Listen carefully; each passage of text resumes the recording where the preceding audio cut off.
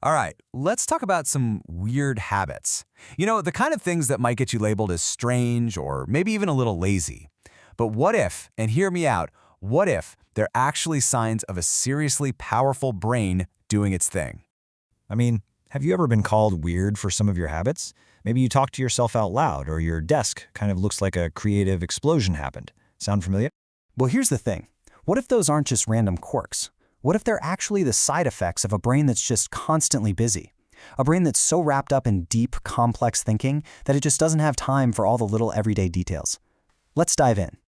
So, psychology actually shows us that high intelligence doesn't always look the way we think it does. A lot of the time, a genius mind is so zeroed in on the big picture that it just lets the small stuff slide. And yeah, from the outside, that can look pretty strange. This brings us to our first bucket of habits, those moments in social situations where a really intelligent person might come off as, well, a little bit awkward. Okay, let's start with forgetting names. We've all been there, right? You meet someone and 2 seconds later, their name is just gone.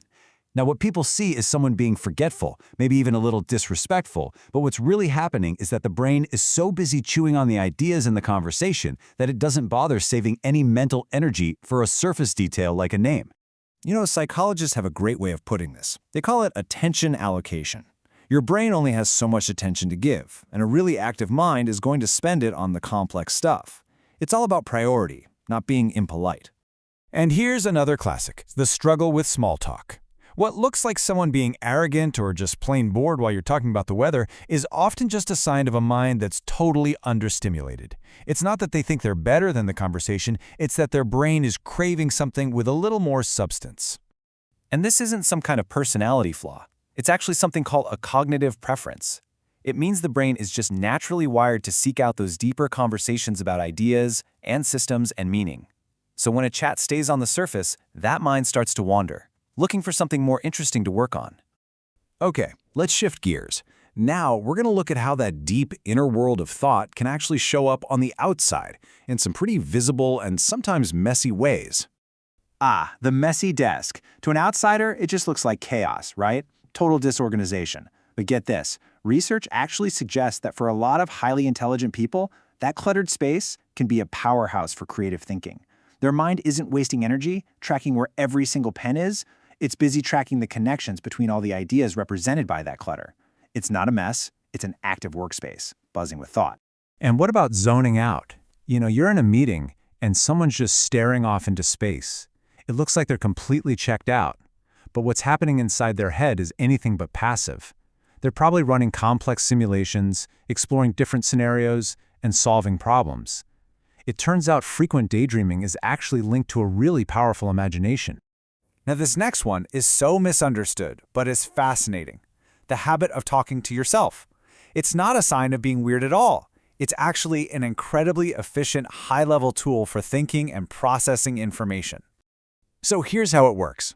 By actually saying a problem out loud, you force your brain to give it a solid structure. This whole external processing thing helps you organize really complex thoughts and sharpen your focus. It's like a shortcut to cognitive clarity, turning that jumble of ideas in your head into a clear, actionable plan. And finally, let's talk about time. An intelligent brain often seems to run on its own schedule, one that's totally out of sync with the 9-to-5 world. Right? It's a common stereotype, but there's a reason for it. A lot of research has actually found a link between higher intelligence and being a night owl. So what is going on here? The answer is actually pretty simple. It's all about distractions. The daytime is just packed with interruptions. You've got emails, phone calls, people stopping by. But at night, the world gets quiet. As you can see here, those mental distractions just plummet, which creates this perfect, clear, uninterrupted workspace for the brain to do its best work. So for a mind that absolutely thrives on deep, focused work, the quiet and solitude of the late hours isn't a drag at all. It's an opportunity. Nighttime becomes prime thinking time, the perfect window to create, explore, and solve problems without anyone getting in the way. So what's the big takeaway from all this? It's really about learning to see these habits in a new light. They're not flaws, they're signatures of a different way of thinking. See, high intelligence doesn't always show up in some big, impressive way. More often than not, it's happening quietly, behind the scenes. It's simply a brain that's wired to put ideas ahead of appearances and to value depth over superficial details. So whether it's forgetting names, having that messy workspace, zoning out, talking to yourself, staying up super late, or just getting bored with small talk, all 6 of these habits might look weird, but more often than not, they're just signs of a brain that's working overtime. And that brings us to our final question. For you, looking at this list, which of these habits made you nod and say, "Yep, that's me"? Which ones do you recognize in yourself or maybe in someone you know? It might be time to start seeing those quirks in a whole new and much smarter light.